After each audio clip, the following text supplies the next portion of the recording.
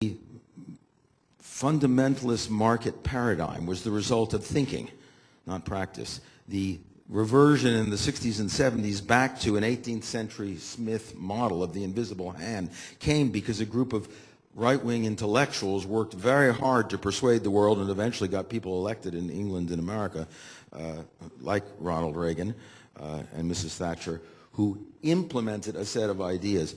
China is, in a sense, the product of ideas. We can argue about whether Marxist or Maoist ideas are good or bad ones, but it's the product of a very powerful set of ideas.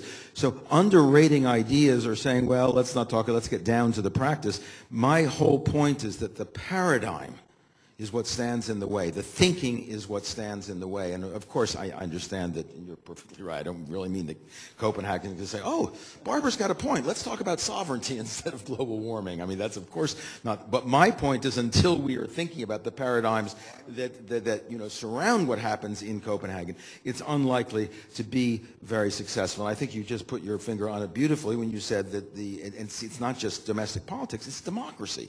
I mean, a number of people have said the biggest obstacle to reform and global warming is democracy itself, because democracy means you appeal to, pander to people who are controlled by the media, who are themselves very narrow. Some people in Europe don't know. I think most of you know Obama last summer was in Berlin and gave a wonderful speech, and the Germans loved it. He went down 7 points in the polls as a result of that when he came back to America, because people said, what are you doing over in Berlin talking to those Germans who we defeated in World War II? You know, you're supposed to be defending us. And as you say, right now, though he has a beautiful rhetoric of interdependence, he is busily engaged in reviving the growth, hyper-consumerist American model that got us into this economic mess. And I agree, as you say, that climbing out of the financial disaster is going to make it very hard to climb into an ecological paradigm and make real progress there. So I think this issue, democracy's seeming unsuitability inside the box of the nation state for dealing with climate change, is one of the real tragedies, because it's not that, I mean, in fact, authoritarian governments do it better because they can snap their fingers and say, all right, this is what we need to do, and you can't do that in a democracy, which means democracy may paradoxically be what finally dooms control of climate change. Frankly, I haven't followed the Copenhagen very closely, so I'm not able to make any sensible, meaningful comments. I'd better not waste your time. We are running out of time, but I did want to make a statement and tell you a little story. I was 4 years old in 1940, and I remember vividly the first time I realized I could read. I was on the way to a movie with my dad, and I said, Dad, I can read that sign. What the sign said was, do not spit. In 1940 in Canada, there were signs everywhere telling people not to spit in public. Now, cut ahead 65 years, there are no signs anywhere in Canada that say, do not spit. We don't have spit police. We don't throw people in jail for spitting in public. We don't teach kids in kindergarten, you shouldn't spit. So it's become, in 65 years, not spitting in public is an understood value in our society. There are a lot of societies where people gob all over the place. Canada, it's not. But in terms of the environment, we're back 65 years ago. We have to tell people, don't litter, don't do this. And I believe around the world, we've got to come to some understanding of some fundamental truths that no one would disagree with.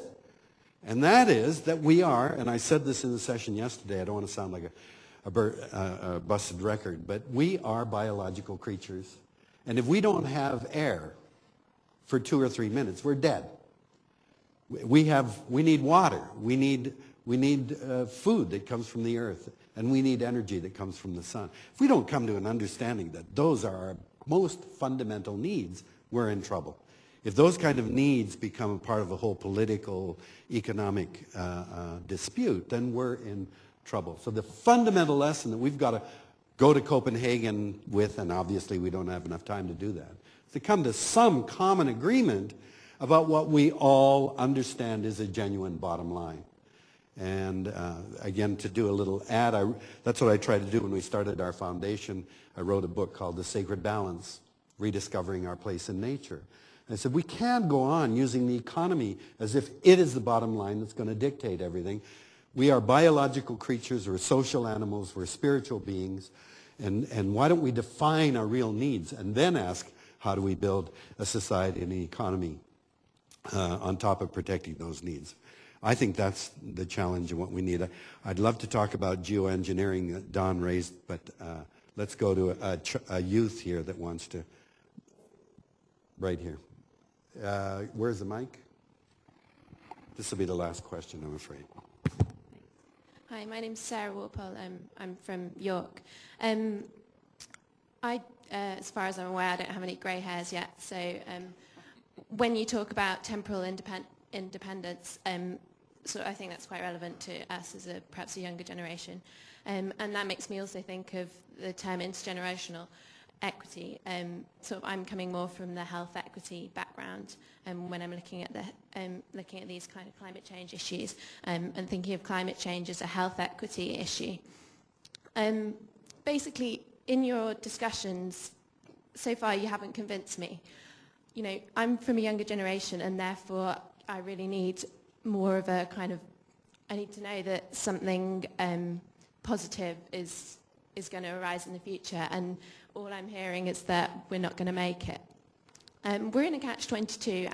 As you said, politicians aren't going to act if people don't support them to act on climate change. Likewise, people aren't acting on climate change, and I think that's partly a status issue. As you said, we're all sitting here, you know, in this lit room, drinking this bottled water, wearing our suits. A lot of people have probably flown here. And I'm just not convinced that these people, this group sitting here, are doing enough to justify what the kind of resources that we're using. We're the global elite, and you know, there's no evidence that we're achieving what we need to be achieving. So you're right. So, I mean, I'm probably one of very few people in this. I don't want to sound. I don't know. I don't want this to sound wrong, but I'm probably one of very, very few people at this conference who is aware that their carbon footprint's below 2 tons. And I kind of, you know, I really want to make changes. So I'm asking myself, do I want to kind of carry on along this road and carry on going to conferences like this? Is this the way to change the world? And if I do, you know, I'm going to have to start flying somewhere, and that's not going to be sustainable.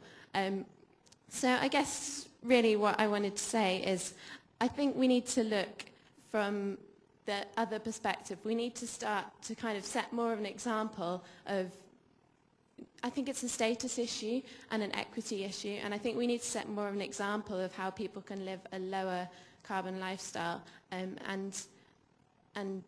create those changes from the bottom up as well, which is what you were talking about. And also, in talking about interdependence, I think, is there a case for looking more outside of this economic model and putting it more in positive terms, you know, by modelling a more positive way of living that is lower carbon lifestyles and showing people the immediate benefits. I've just finished a medicine degree, and in medicine we're always learning about how to treat the individual. We don't learn about population, our duty to a population's health. We learn about our duty to an individual health.